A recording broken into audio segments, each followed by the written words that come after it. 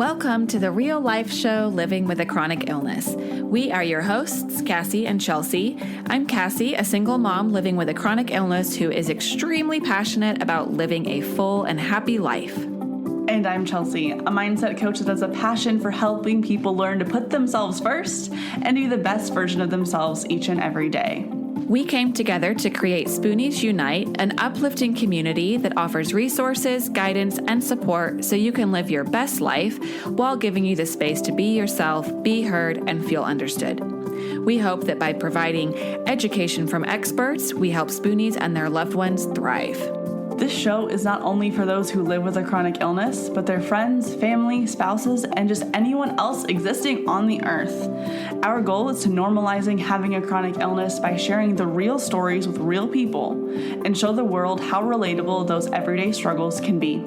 There's a little something in here for everyone. And of course, thank you to our patrons for your continued support making this possible.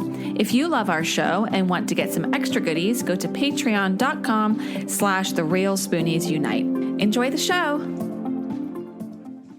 Hi, everybody, and welcome to the real life show, Living with a Chronic Illness.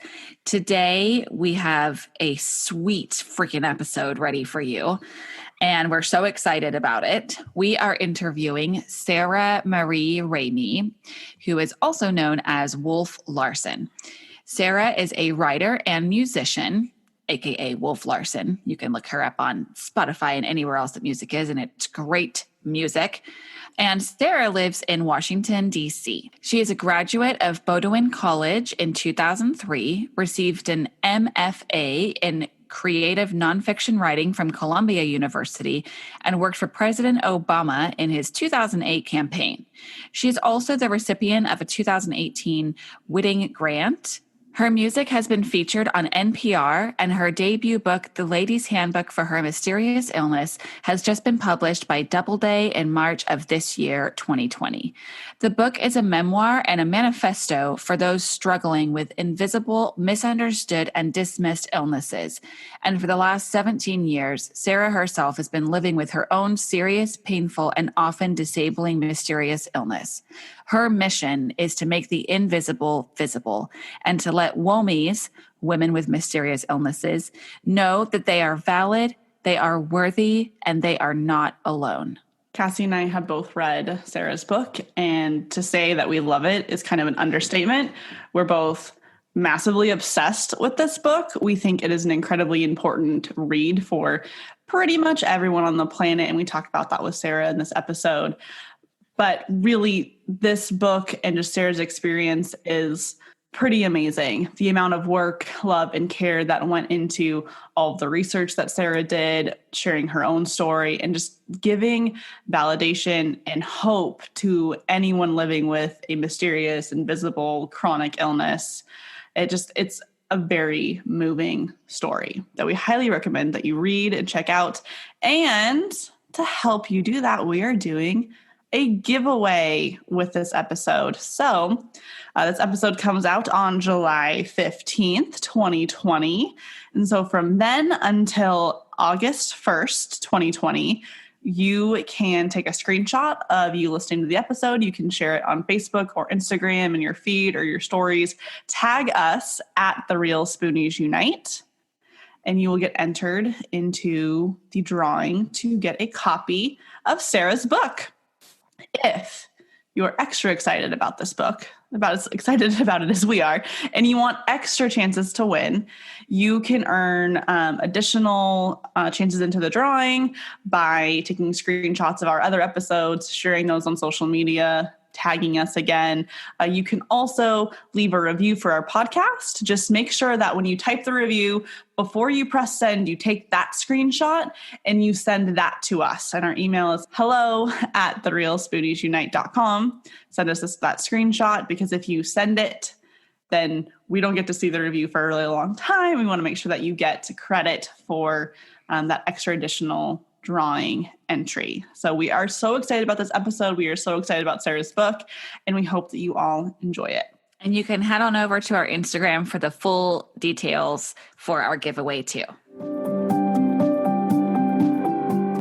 Hello, Hello, everyone, and welcome to today's episode of The Real Life Show, Living with a Chronic Illness. Cassie and I are super excited about our guest today. We have Sarah Ramey with us. She is the author of The Lady's Handbook to Her Mysterious Illness, and it is one of Cassie and I's absolute favorite books of all time. We both love it, and we are so excited to have Sarah with us. So thank you for taking time to talk to us today, Sarah. Oh my God.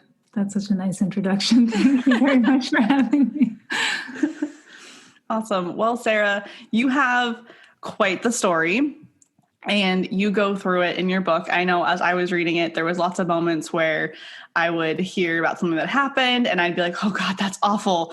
And then less than 100 pages later, I was again going, oh my God, it's happening again, or something else is happening. And can you give our listeners a little bit about what your story is and kind of what's brought you to where you are today? Yeah. So it is true that the nature of my story is it's like one trapdoor opens and then another trapdoor opens underneath that and then another one after that. But I've found that that's not unusual for people like me. And so the book is about my story, but then also about this larger group of women that I found that are just like me, that have, quote, mystery illnesses. So chronic fatigue syndrome, fibromyalgia, Ehlers-Danlos, postural orthostatic tachycardia, autoimmune diseases. There's a family of illnesses that if you are familiar with it, if you're in that community already, you already know this like long laundry list of syndrome names. And so, my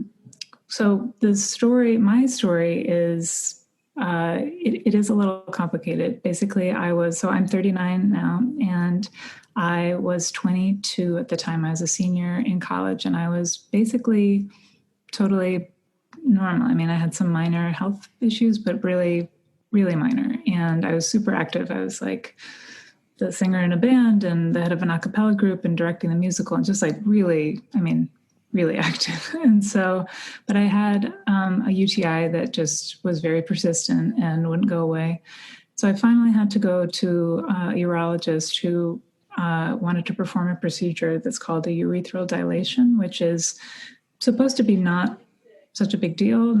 He said, maybe it's a little bit painful, but nothing serious. You'll be fine. We'll do it right here in the office. And so I believed him that was what was going to happen. And I, saddle up for this procedure, and it is not painless. It is the single most painful thing or one of the most painful things I've ever experienced. And it's basically, I won't go into the details, but it's extremely painful. I leave the office. I'm in a tremendous amount of pain. And within 12 hours, I had woken up and I have a really high fever and I'd become septic. And so I had to go be hospitalized. And my parents are both doctors. And so they understood kind of the broad strokes of what's going on. So basically, one day I've just got this UTI. The next day I'm in the hospital. I have sepsis, which, is a life-threatening problem. And I have tremendous pelvic pain and I just feel horrible. But we all just thought, well, this is a terrible thing that's happened. No one knows, what could have happened here, what could have transpired, because the doctor was very adamant that it was a totally normal procedure and he didn't understand why this was happening. And so we all just thought, sure, it'll go away. It'll bounce back. You're a young person, like anybody, something bad happens to you. You assume that you're just going to get better after you go to the doctor. And so, but they sent me back to college with an IV line of antibiotics for a month. And this is important, I think, for later. And so I go back to college and I have tremendous pelvic pain that I did not have before. I'm sleeping constantly. I'm sleeping like 18 hours a day. I feel like I have the flu all the time. And my muscles are aching like all over. And I am like clearly not getting better. I'm kind of getting worse. And sort of the long and short of it is that really over the next year, I went, instead of going to spring break with my friends that in senior year, I had to go home and see like 10 more doctors. And instead of, going to get a job that summer, I just spent the entire summer seeing doctors. And basically everyone, and they're all the top shelf doctors because my parents are doctors. And so everyone is trying to figure out, what has happened to this young woman. I'm like sick all the time, horrible pelvic pain, colon stopped working.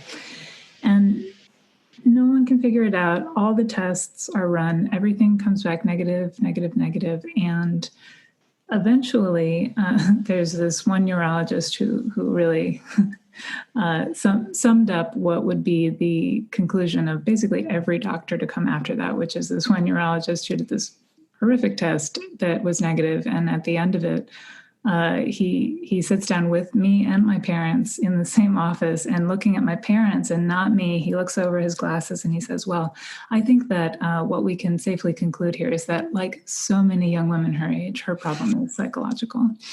And that made me so mad when I read it. I got very upset. Yes. And that, really what the book is about is that experience should be rare, and that is profoundly, it's not common. It is like everyone I know has had an experience like that in the medical system, especially if you have certainly this family of illnesses, the quote mystery illnesses or autoimmune disease. But so many women that don't even fall in this category, have read this or read, a piece by me and are like, yeah, I have that exact same experience, or talk to me. And it's just, it's an astounding number of people who I have to say, the thing it reminds me of the most is the Me Too movement. It's this thing that should be rare, extremely rare, but it's just a huge number of people put their hand up when you actually bring it into the light. And so in terms of the rest of my story, it's basically just like a long series of tragedies of just trying to figure out what was wrong. I became extremely ill, horrifically bedridden at multiple times. The pain situation got much worse. I was eventually diagnosed with complex regional pain syndrome. It's extremely painful pain syndrome. And then chronic fatigue syndrome eventually, and, a whole bunch of other syndromes and POTS and MCAS and a bunch of other things. And do you want me to tell the very end? Like the thing that they found at the very end, or no? If you want to. I know when I read that part, I was just like, I was happy for you that they found a reason. But I was also really angry for you because there was so many times where you'd ask for that to be done and they never did. Yeah. So I think it's important to share actually, because like with a decade of having to, in a sense, defend your sanity in a medical room, and then the whole time there really was something there. For our listeners, I think that's important, for advocating for oneself out there in the world. Yes. So it's a little complicated because I don't just have one problem. Like I've got the pelvic pain and the colon doesn't work and the horrible chronic fatigue problems, et cetera, which, in the book, we really go into some of the science of chronic fatigue and how all that can be related. And so I won't talk about that. But in terms of the pelvic pain specifically, I went to, over 150 doctors in the course of being sick this whole time. And I'm 140 of them either just sent me away or told me that I had a psychosomatic problem, or that I needed to see a therapist, or that I was being a nervous Nelly, or that I was oversensitive, or that I was a malingerer, or that I was an attention seeker. On and on and on. I shouldn't laugh. It's horrible. Are you allowed to swear on this podcast? Yeah. Oh, I was literally, all I wanted to say is it like fucking enrages me. Yes. Yeah. It is fucking enraging. It is so like I joke a lot and I laugh a lot, but it is largely because it has just been so bad. And so to think back on it is a little bit difficult. But anyway, so all those doctors, and over and over and over again, from the very beginning, I asked them if they would really explore and look in the original area where it had this like mishap with this urologist that was so obvious that like there was a before and after with this guy. And they were like, well, but you had problems before that. You had a UTI. I'm like, yeah, but a UTI is one thing. This is completely different. And so, and they did do at the very, very beginning, it's called a transvaginal sonogram. They put this like device inside of you. And it showed a little abnormality on the left side of the vagina, which is where I was describing all this pain. And over again, like when that first came up, I have all these emails from me to doctors and to other people saying like, hey, this is a thing. Like, what's this? Like, can we look at this? That's got to be it, right? And everybody's like, oh, you silly. Like, that's nothing. That's probably nothing. It's the thing that they say to chronically ill patients, like, think horses, not zebras. Like, that's what we, like, it's the most likely thing is probably not like an outlier event. And so anyway, long story short, a short 15 years later, I finally, I mean, unreal. Like, I can't have sex. I have one pair of pants that I can wear, like, just like can't have kids. Like, I mean, very real consequences in my life. And 15 years later, I got a doctor to, send me to the appropriate place. I had to go to like a special pelvic pain hospital to be evaluated for what's called a neuroma, which is a growth that grows on a nerve or a set of nerves because of some kind of trauma to the nerve. And so a very common trauma to the nerves is surgery, a surgical trauma. And when I'm reading about this, because the guy that emailed me about it, it's like, it's caused by trauma.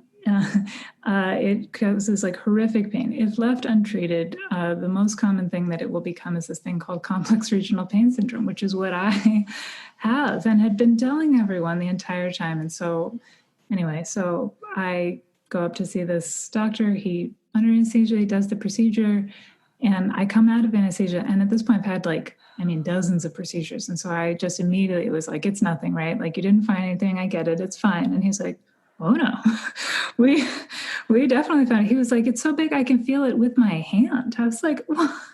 So they found it. Actually, it's not technically a neuroma. It's a big, massive scar tissue. It functions in exactly the same way as a neuroma. And it's a big, massive scar tissue entrapping like 5 different nerves in the pelvic floor that had damaged all the nerves, the blood vessels, the lymph ducts, and had just been sitting there the entire time and was obviously the cause of all the pain. And what they, think is that, the original urologist, he missed the urethra. He made what's called a false track. He went into the left side of the vagina with the instrument and he hit the nerves, and that caused a bunch of scar tissue to develop and basically like wrap around and compress the nerves, which is like, if that happens elsewhere in your body, that hurts. But when it happens in your vagina or in the pelvic floor, it's just compounded because it's such a sensitive area. And so anyways, long story short, that's what was wrong. Like, that's what was causing the horrific pain. And also for my colon to stop functioning is that was the same thing. It caused what's called a neurogenic bowel, which is because of nerve trauma, et cetera. And so 15 years of being told that I was overreacting, that I was being an irritant, that I was an annoying patient. I mean, just only to find that actually I'd been like horribly injured and disfigured by this original doctor, 15 years later. So that's just one example of, the consequences of not believing patients when they tell you that they're horribly sick and just waving it away as if you know better. And that's a lot of what the book is about. Yeah. One thing I found really frustrating listening to your story was with that in particular is like, you think that along the line of you being in that much pain with no obvious reason, I use like air quotes, that the Western medical community could find, you'd think that someone before a 15-year time period had passed would have been like, well, let's just look and see what's it gonna hurt to cross something off the list just in case. Yeah, and the fact that it took you 15 years to find someone that would do that, just And to be clear, like they did do the right thing. They looked for it in the beginning, but then when they found it, they're like, well, it's probably not that. And instead of the many times after that, when I was like, well, but let's revisit that. What if it is that? Like, can we look again?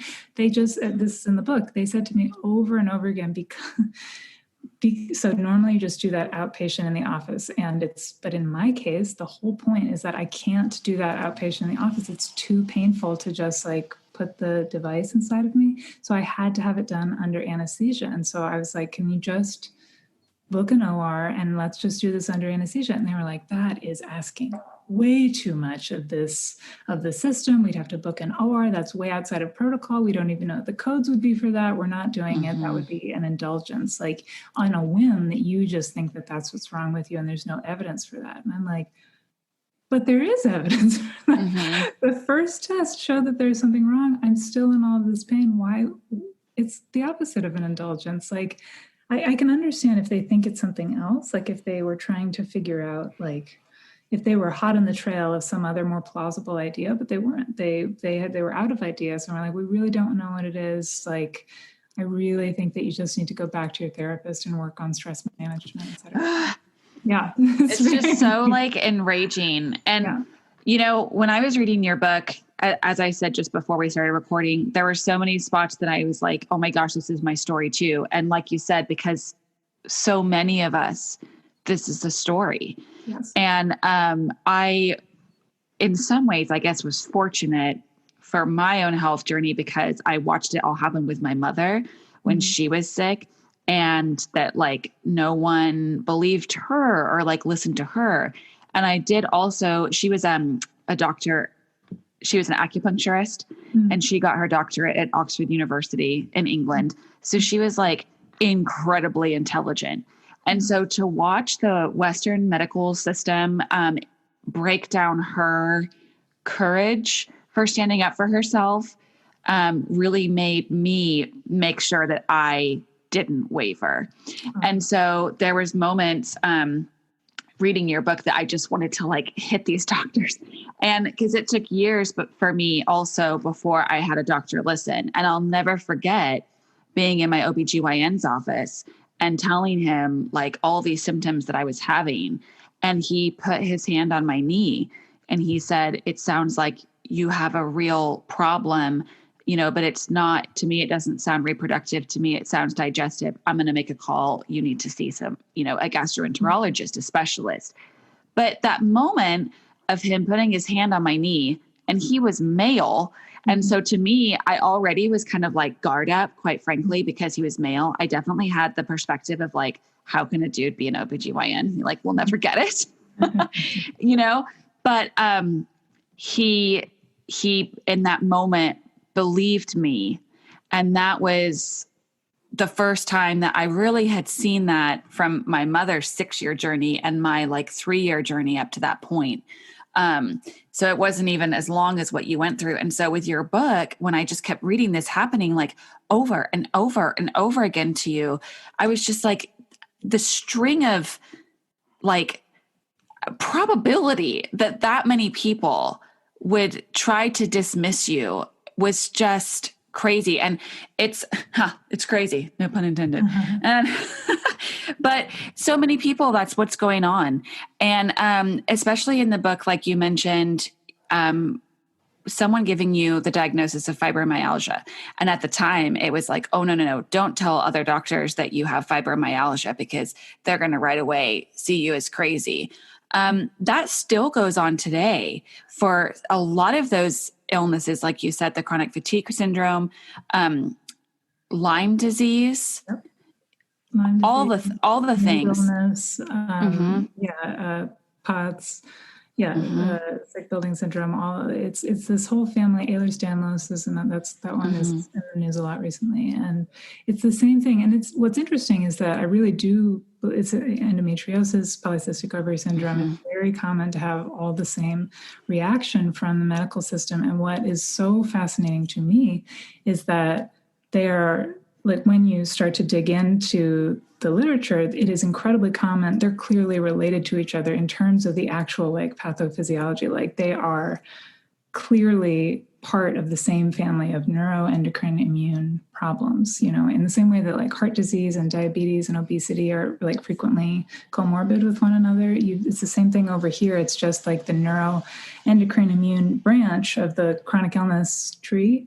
But the difference is that the one branch, the heart disease branch, you know, we take very seriously. And the neuroendocrine immune branch, we just pretend, because a lot of it is invisible, we just pretend, doctors tend to pretend that it's completely made up. And it's very, and I really do think that has to do with that they really do, these problems really do affect way more women than they do men. I think that if the ratios were inverted, if it was like 85% of fibromyalgia patients were male, you would 100% see this taken seriously right at the beginning when we first started seeing these problems, 30 years ago. And but because when it's women, this should not be a surprise to anybody. There is an incredibly long, robust tradition of disbelieving women when you can't, when you don't have hard proof to say, like, here's what I'm saying is true. It is incredibly common to tell women that actually they're just having hysterical days. Yeah. Yeah, the hysteria, Yes.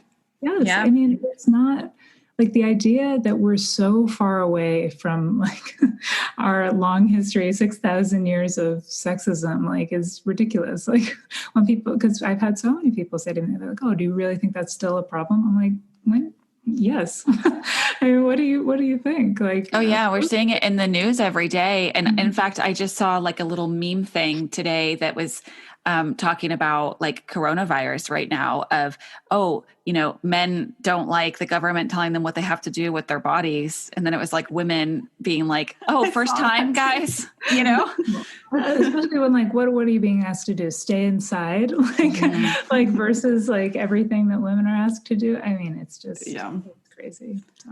I know when you mentioned in the book the stats that like 80 to 70% of mysterious illness diagnoses end up being in females versus males, I was like, it's that big of a difference. Mm-hmm. And I guess like kind of when I thought about it, most of the people that I know that have chronic illnesses are female, but I also kind of wondered if that was just like the circles that I was running in, being a female myself, I was just attracting other females, but just having that statistic out there, I was like, oh, that's obviously a problem. There's something going on. Mm-hmm. And just the way that you broke the research down and like how women weren't included in all medical testing until like 1991. I was like, yeah, clinical trials. Yes. That like blew my mind. I literally, after I read that, it was like the next day and I was driving around town with my son and he's going to be 12 this summer. And I was like, "Shannon, can I tell you something about like women these days?" And I like told him all about that. And I was like, that's like only 30 years, that the female body is being like tested on, taken seriously. And it was just that was mind-blowing. And they tested on women some before that, but it wasn't until 1991 that it was required that you had to like really attempt to achieve some kind of parity. But it's still really bad in that way. Like, there's a major disparity. Actually, I have this good pain doctor right now. She prescribed a medication. It did not go well for me. And normally when I like react poorly to a medication, my doctors, who are usually male, say, like, they get irritated with me, like, "Oh, of course, you're so quote sensitive to it." Like, they get really annoyed with me. And then I feel like ashamed or annoyed with them. And it's just this horrible situation. And so I went back to this doctor and I was so ready for that dynamic to play out. And I was like, I was like almost apologetic. I was like, it went really badly. And, I don't know, maybe it was something that I did. And like, and she was like, "Hold on. First of all, do not apologize to me." She's like, "You're the one that had to deal with the fallout of that medication that I prescribed to you that didn't go well." She's like, "Second of all, don't you know that most medications are tested on, white middle-aged men?" She's like, "So if it isn't working for you, the higher probability is not that you're an oversensitive, hypochondriac. It's that you just have a different body, and we need to either try different titrations of the medication, or maybe that's just not the medication for you, and that's fine." And I was like, yeah. What a difference I'm sure that made to be like validated and heard. Yeah. And to not, because like, I talk about this a little bit in the book. I have learned to speak up for myself better at physicians, but I will say that if it's a doctor that I need to keep seeing, like, and I really need their help, it is a lot harder to like push back against somebody. And so you want to be as like well liked by that person as possible, because you need them. If it's somebody that I feel that I'm not going to need to work with them in the future, or that they can take it if I push back, then I'm a lot more comfortable with that now.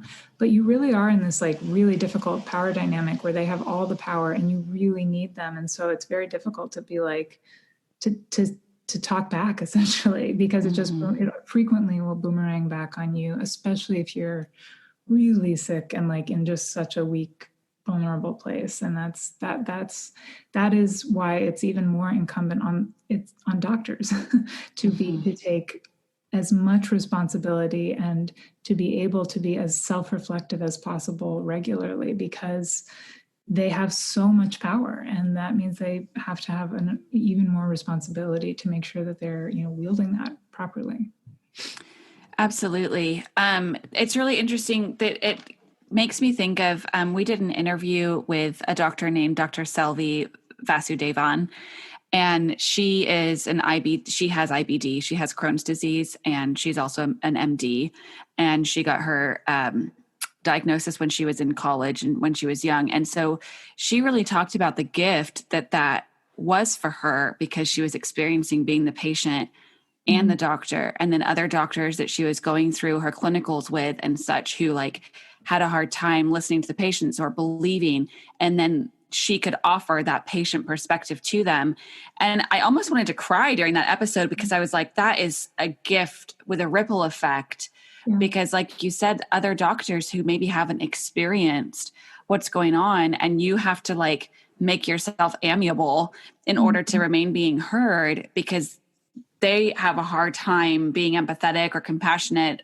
It is such a difficult dynamic, and one can understand why, especially like you said, someone that you need to keep working with, that you have to try to maintain a good relationship. And then on the flip side, it's like, I had a doctor who was like horrible bedside manner and really aggressive. And I like found myself completely shut down and resistant to like anything that she was saying. And I didn't trust her and I didn't believe her. And I knew that wasn't good. And this was in the very beginning of my diagnosis. She actually is the one who gave me my diagnosis, but I found myself right away, like distrusting. And so I found another GI, and where I was living, there was only like 2 in the city, that I was like, I'm not going to listen to this one. And so I need to try the other one. And I was very like pushy about it. Even the receptionist of like the new doctor was like, well, they're not seeing any new patients. And I was like, I don't care. You need to get me in. Like, find a way to get me in. Like PA, I don't care. I'm getting in.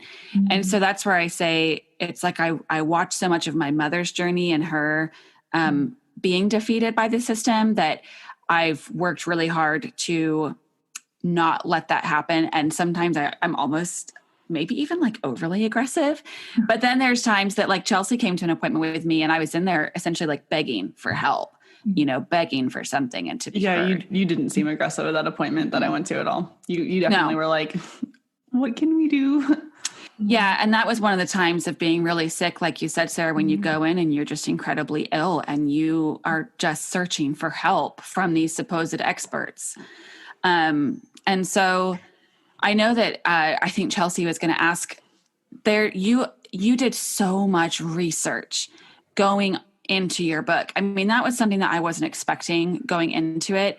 And I loved it. And I was like fascinated in horrible ways and in wonderful ways about, all of the research and the facts that you show. And, how that must have been hard, firstly, to find a lot of that information, because there is so little information still about chronic illness, particularly mysterious illnesses, like you said. And so can you walk us through that process a little bit, and how easy or hard was it to find sources, and how much of the connecting did you have to do yourself? So that's like a lot of questions. The connecting. All of it.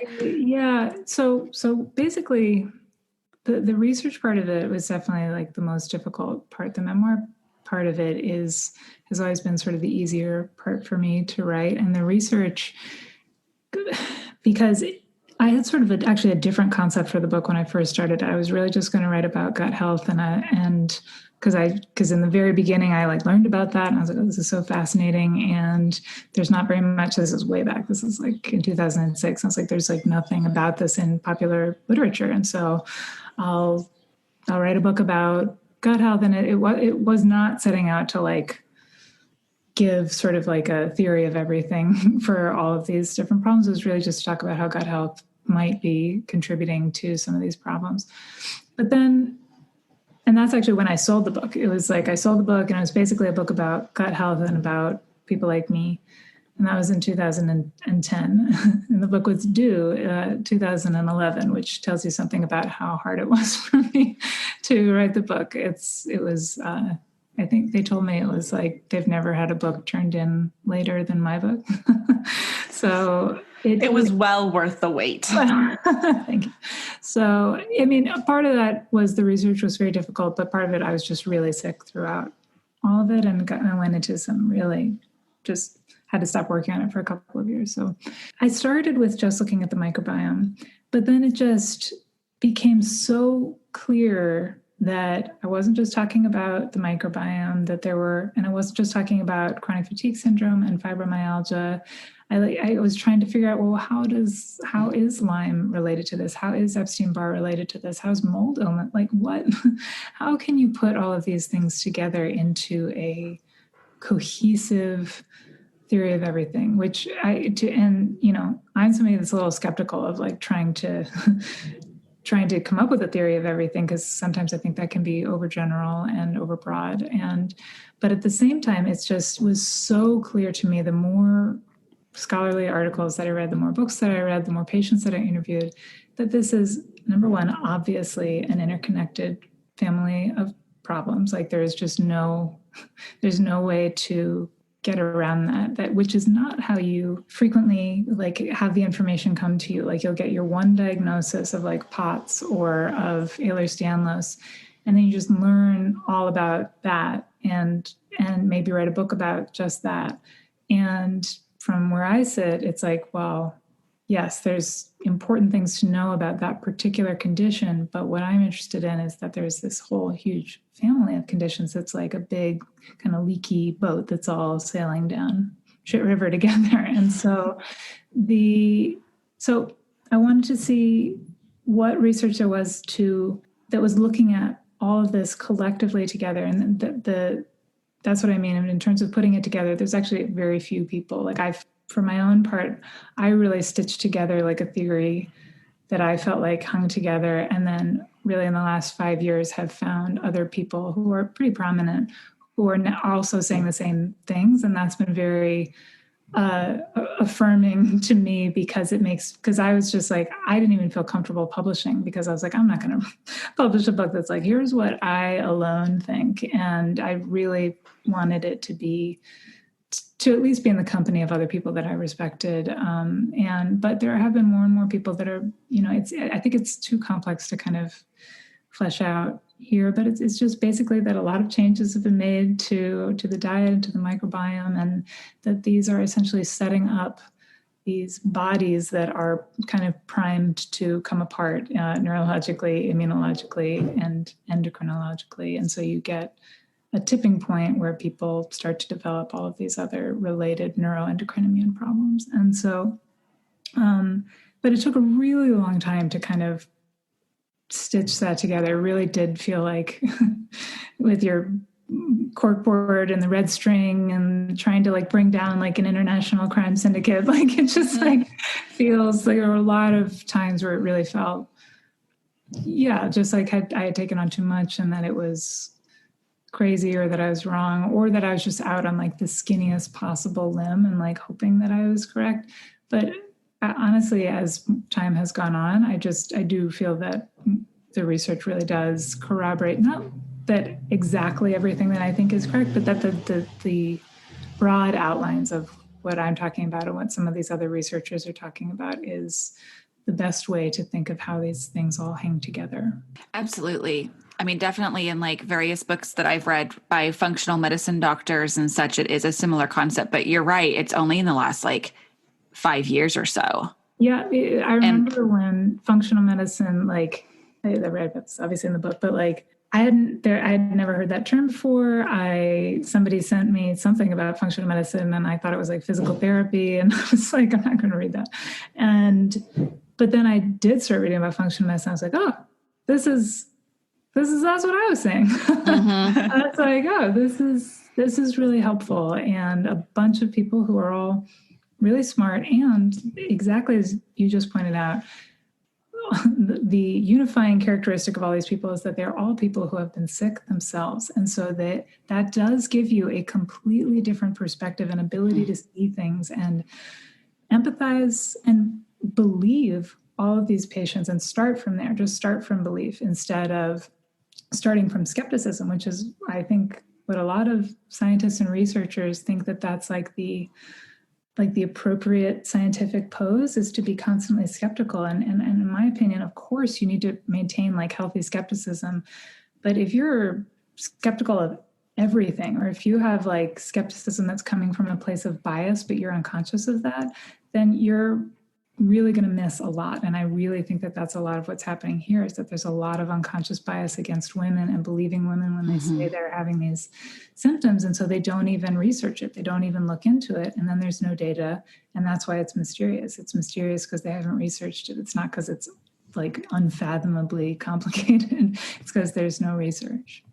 Not no, but yeah, I've read some interesting articles about like if a male or a female is in the emergency room with abdominal pain, women have to wait some ridiculous amount of time longer to be seen than men. yeah. And then like when reading that and you're just like, this is so unfair, you know, what the heck? We have extra organs that they don't have, you know, we should be heard. But then you see some of those things of like those cramp simulators that they put on dudes and they're like suffering. And I say that with like somewhat of an evil smile on my face, but it's more of just like trying to understand a little bit of, you know, what it is like to be a woman. And so you're right. Like we need to be heard, and people who have had some form of experience going into, or even if there are male doctors who have had their wife had certain issues or something going on. I mean, that also can be so valuable. I think that's right. I think that experience, there's such an emphasis placed on objectivity and how that's like the height of being a scientist. And I just really disagree with that. I think that subjectivity of actually experiencing something for yourself, of not being the cool, rational observer that is not down in the muck of the experience of the thing. Being subjective has a lot of value. Obviously, you don't want to be too subjective. You don't want to be like so, you know, closed in by your own experience that you can't understand the thing anymore, that you're not far enough away. But I think that we really overvalue the opposite, the objectivity part of it, and that you really need to be able to at least be able to, this is what being empathic is to be in the experience of another person. And that's an incredibly valuable skill, I would say, chiefly for a physician. Like, that is like, to me, I always think about this, like, you know, every job you need skills. And it's surprising to me that empathy does not seem to be like a necessary skill for doctors anymore. And that to me is like seeing like your tax accountant and they're just like, yeah, I'm not very good at math. Like, I'm sorry. And you're like, wait, what? Or like a trial lawyer and they're like, I am so afraid of public, you know, confrontation. It's like, whoa. Then you should not be in this field. Or if you're want to be like a man or woman of science, but you're really bad at empathy and are not interested in developing that, then maybe you should be in like the research fields or something that where you're not interfacing with patients and other people. That's such a wonderful point. One of the things that we wanted to bring to light with Chelsea and I's show, because Chelsea doesn't have a chronic illness and I do, but that she, like, right from the beginning, she believes, you know, like whatever my experience is or her own clients that have come in. And when she and I talked in the very beginning, I was like, us spoonies, us chronically ill people need to believe that there are people, you know, like you, like her, Chelsea, out there in the world, because we're so often not believed. And that is really something that we have wanted to try and bring awareness, I guess, with our shows, because I have experienced majority of people who have not had their own experience with pain or an illness or a disability or an injury are less open to just being empathetic or believing what you have to say. And so to find people who do just believe you right away is really nice. And to have, I agree with you, and to have like your show and to have like somebody be an example of that for other people, I just feel like it's so important. In the same way that it's nice to have other chronically ill people speak up and, I could speak up too. I think the same is true for healthy people to speak up and to be empathetic in public and to be like believers in public, I think really is inspiring to other people. It's like, I actually can do that. I could really do that in my own life. Yeah. So Chelsea, you're so important. Yeah, you're so important. I know Cassie and I have had multiple conversations about like what she's feeling, what she's experiencing, because I want to better understand that. And then I want to find ways of how can I communicate that to other people without chronic illnesses so that they can better understand it. Like I know anytime I get sick with just a cold or a flu, that I know I'll feel like crap for a few days or a week, and not take away from that. But I know that that feeling that I'm having for maybe that short period of time is ways that maybe Cassie or you or anyone else with a chronic or mysterious illness is feeling like daily. Yeah. And probably on a much higher level than that. And so one thing that I love about your book is that it gave me a really deep insight into what the nasty cycle can look like, of how constantly you were ignored by doctors, just had the cycle of like, yeah, you're starting to get better. Yeah, it's getting better. Oh shit. No, it's not. Never mind. And you shared it in such a beautiful way in your book I really felt that. And it's kind of, I know I want everyone on the planet to read this book, because I think all the doctors need to read this book. Everyone needs to read it. Doctors need to read it. Healthcare providers need to read it. Healthy people need to read it. People with illnesses need to read it, because I think that it's something that impacts everybody. And I know reading your book, since you talk about that there's lots of things that can contribute to the development of a mysterious illness, some being unhealthy gut health, microbiome issues, constantly stressing out your body, just not taking care of yourself. And so like that really inspired me to like, okay, well, I should take better care of myself. And because I really resonated with the fact that like you were a go person, you were always doing something. Rest was not something that you did as you were growing up. And reading that, I was like, so does that mean that I could be like, and I say could, because everyone's a little bit different. Like I could be one traumatic experience, one illness away from tipping the scales. And I was like, oh, that doesn't sound fun at all. And it inspired me to like, okay, let's look, we have one body. How can we take care of it better in the way that's best for us? Yeah. And I just think that's so important. And it is this thing that I think we've just grown up in such a strange time, because, eating real food is not like some like health nut thing. If you just wind the clock back 60 years, like that's all there was. It's like, you didn't have to be a crazy health nut. That's just what there was. And the same thing with like getting enough sleep, the same thing with like just walking more. It's just like, not 60 years ago, but 100 years ago, it's like, just so many of the things that now you really have to make quite an effort to do them. But we know that they're backed by science. It's obvious to you. If you get more sleep or you exercise more, you feel better. Like, the culture that we've created is the abnormal thing. It's not being like somebody that's like super crazy into health, but it feels abnormal to like have to go against the grain and to do all of these health and wellness things. And so we're just in this really tricky moment where it feels like you're doing like the cutting edge thing, but it's not. It's like the oldest thing. And I think that I have to say that's one thing I have really seen, because I've, as I said, been working on this for 10,000 years. And in the last 2 years, I've really seen wellness just sort of tip into the mainstream. Like it's like everyone I talk to is just like, oh yeah, I know all that. And I'm like, you do? Because like for most of this time where I've been talking about that stuff, everybody's like, they roll their eyes, and nobody thought that. Even doctors now are like, oh yeah, that's common sense. I'm like, don't even say that to me. It wasn't that long ago. Where was it? I'm not saying that like 2 years ago. Don't pretend. Yeah, you're so right. So, in like 2006, 7 is when, 2005, yeah, I think is when my mom got sick. And so from 2005 to like 2010, she was all about like coconut oil for her skin. And everyone was like, that is the weirdest thing. Why is she putting that like cooking oil stuff on her skin? And I didn't think much of it because she always did like, quote, weird stuff, you know? And then it was like so funny to just like 5 years later, it's like the new thing. And then when my son was little and I breastfed him for the first year and a half, and then he didn't go straight onto regular milk, we did coconut milk at first because my mom explained like the nutrition values. And I didn't know, but I knew that I needed to trust her. And everyone was like, that's so weird. You're giving him like coconut milk, you know? And then it's like 5 years later that was the thing. And so you're right. It's some of it is not necessarily like it's always been around.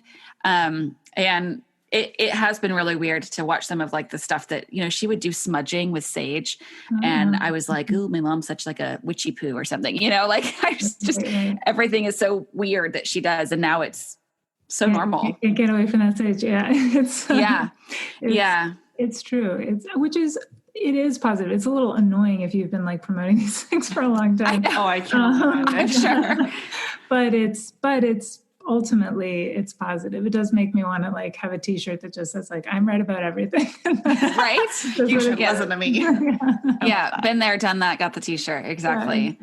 Just along those lines, like my dad is, you know, he's this character in the book and in real life who really goes from being like the most doubting traditional medicine doctor that just, he was the first one to write me a script for Paxil, all the way to the end of being like the biggest champion of Lyme's and really interested in like the science. Like he's like, yeah, you're totally right about the microbiome and about microglia and about, you know, all these things that I've been talking about for a while. And it's been amazing to watch that, where I would like send him article after article and he would be so non-receptive, we'll say. And then now I can't get him to stop sending me these articles. It's like too much for me to read.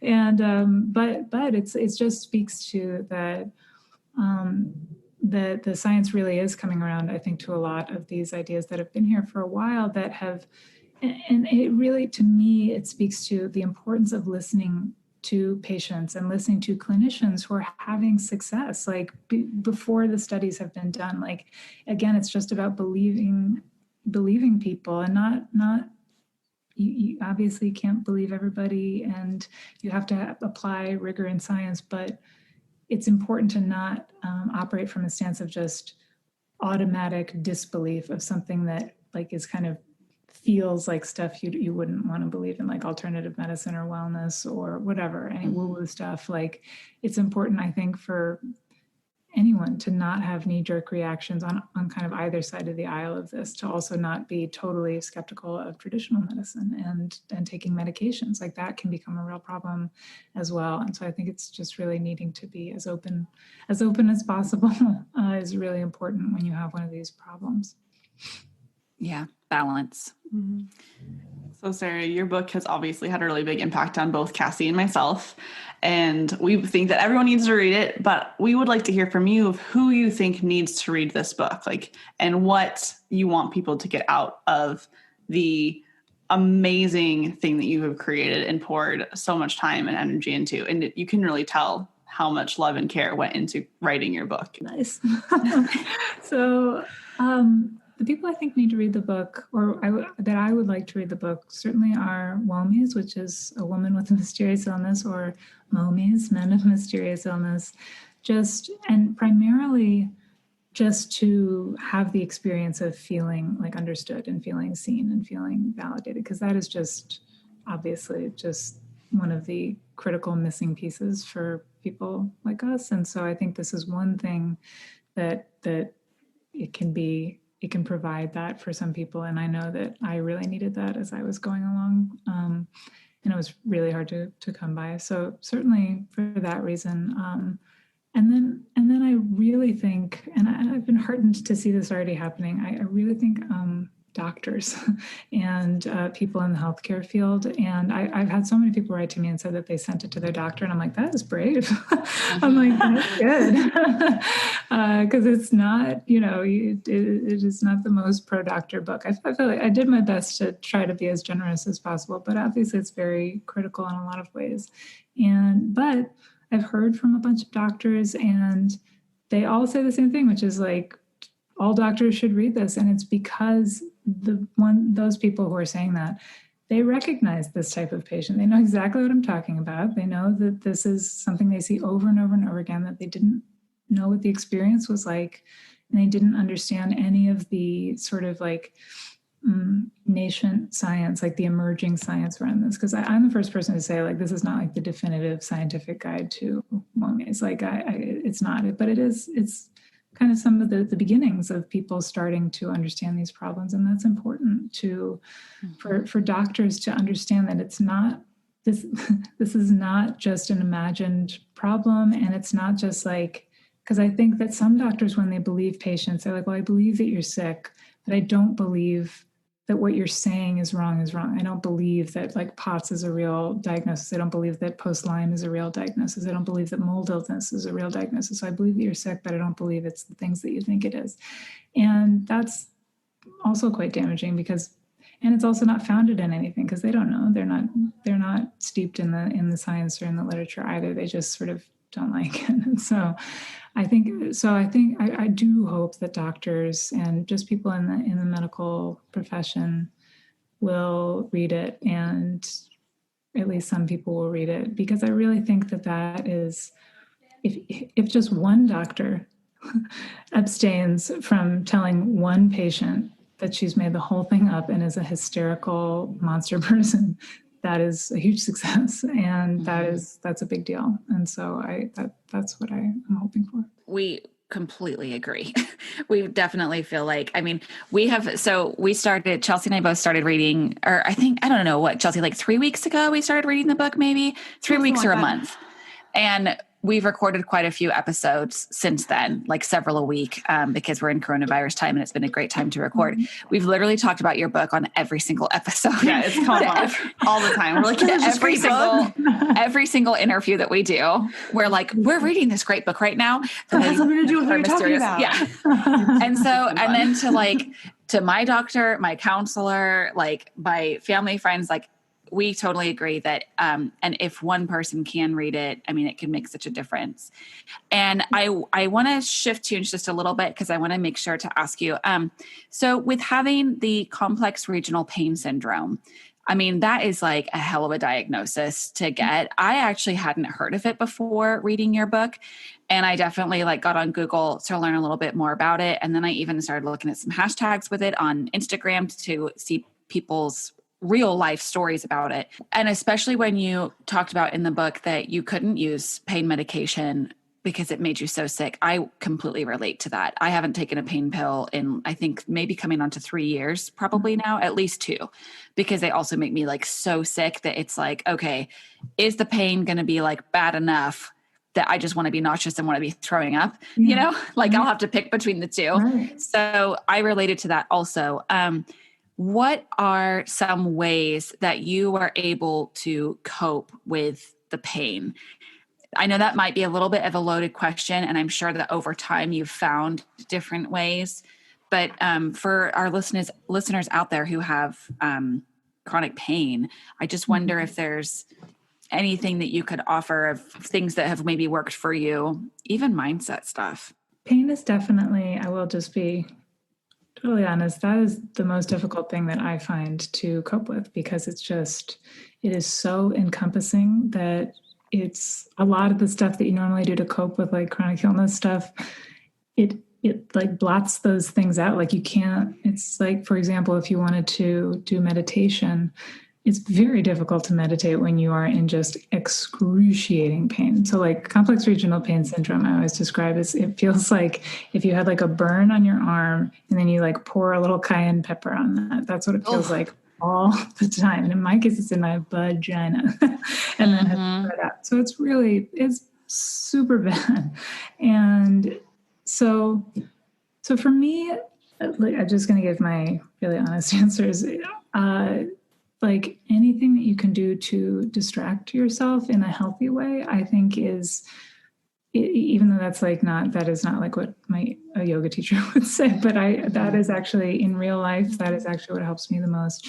So sometimes that's, the least healthy of those is just TV or something like that, watching some show that's very engrossing and doesn't make me feel bad about humanity.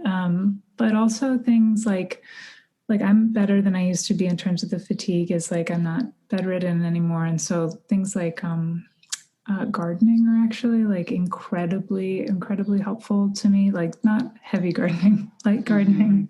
That's one of those things that I had heard about and I was like, yeah, whatever.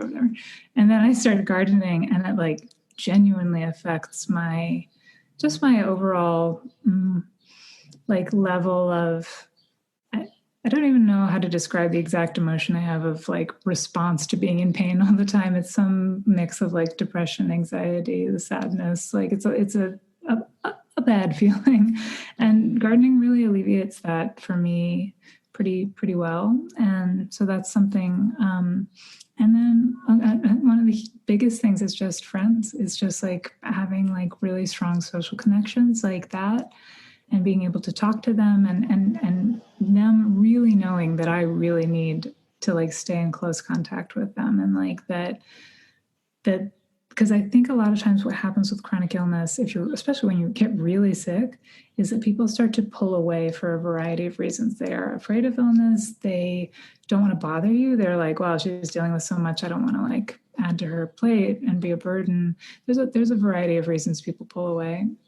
And so I have found it's really important to like let people know that you do not want them to pull away, and like X, Y, and Z are the following ways that are the best for you. So like one tangible example is I use this app called Marco Polo. Do you guys know Marco Polo? Yeah.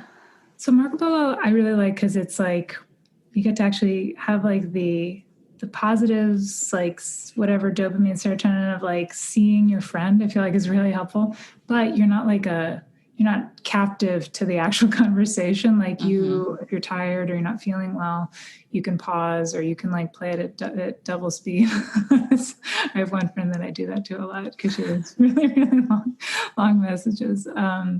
But so I really like that app because it really makes me feel connected to my friends, but it doesn't take up too many spoons. And I like that. Yeah, that's really great advice to share. And I mean, I guess advice, maybe just more like experience is the right word rather than advice.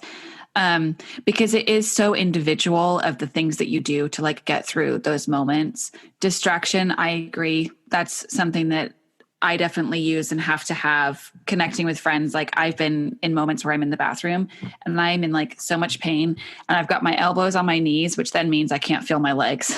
And I'm like cradling my face in my hands, just sobbing. And I'm just like, how am I even going to make it to tomorrow? And I will sometimes call a friend and just be like, I can't actually talk right now, but I'm in so much pain and I need to like know that I'm going to get through the next hour. Yeah. And so yeah, we all do need to you need to find the things that help you get through. And so I love that you have found gardening as just a way to like make yourself feel happier and feel relief and feel enjoyment. And it kind of goes into some other episodes where we've talked about the importance of delight and pleasure. Yes. In your daily life and experiencing that, and how much more you can cope with the really hard parts of life and living and being in your body when you can experience delight and pleasure. And that can be from so many different things. I talked about it being from reading, and gardening is a wonderful one. Connecting with the earth and watching something grow and the green and fresh air. And thank you for sharing that. Yeah. And I do think this is something, I'm sure you've talked about this, but like, there's a lot of like, we get fed a lot of negative messages around pleasure and about like doing things like that it's too indulgent or like anything. And I just must disregard like any messaging that you've internalized around that, because like, and I talked about this a little bit in the book, but a lot of times that is around stuff that is, quote, feminine. But if you were doing like things that were like masculine, that were pleasureful to you, that were like, I don't know, like going to play golf, people look good for you, like, Yeah. Whereas if it's like doing something that is more, quote, feminine, it's like, oh, that's so indulgent. And so I think it's really important to like honor the things that bring you pleasure and that they're completely worthwhile and that you should be doing them because they're medicine. They make a difference to you. Yeah. It is totally medicine. I completely agree. Well, Sarah, it has been amazing talking to you. I could talk to you all day. I know. I love your book. I love everything you have to say. We both said like yesterday when we were working a little, like finalizing our outline and stuff, we were like, okay, we need to like not talk for 3 hours. That's right, Chelsea? Yes. We were like, we need to rein in all of our like excitement about everything. Well, it's been so wonderful talking to you guys too. So I really appreciate it. Well, so we have some exciting news for all of our listeners. We are doing a giveaway for Sarah's book. So if you take a screenshot of you listening to this episode and you tag us at The Real Spoonies Unite on Instagram or Facebook, you will get put into a drawing. And we'll have some more details on that in our show notes as well. But we want everyone to read this book, and we are going to make sure that at least one of you gets a copy in your hands very soon. Yay. So, yay. Other than that, Sarah, where can people find you if they're wanting to either kind of just get to know you a little bit better? I know you're also a musician and you've got your own music that you put out there, or they're wanting to buy your book. Where can people find you on the internet? On the internet, the best place right now is sarahmarieramey.com, and you can find the book there. You can also find links to Wolf Larson. Wolf Larson is the musical person that I am. And all of my handles are either Sarah Marie Ramey on Instagram or Twitter, or Wolf Larson Music on Instagram and Twitter and Facebook. And we'll put all those in the show notes too. Mm-hmm. Well, thank you so much for your time, Sarah. Like I said, your book is amazing. Talking to you is amazing. And we just love the information that you've been able to put out into the world, bringing awareness to mysterious illnesses, the challenges you go through in the healthcare system, and what people can kind of start to do to get out of maybe the very scary, terrible hole that they may be in. Mm-hmm. Well, I love you guys. You're fantastic. I am so in admiration of what you're doing, and I'm so glad that you had me on. So thank you. We hope you enjoyed today's episode. Please write us a review to help us reach more people like you. If you'd like to connect with Cassie and I, you can find us on Instagram at The Real Spoonies Unite. You can also join our private Facebook community, Spoonies Unite, or you can visit our website, therealspooniesunite.com, for all sorts of resources and to stay up to date with our current projects. And don't worry, you can find all of these links in the show notes below. Thank you to our wonderful Spoonie patrons for all your support, and you can become one too. That's right.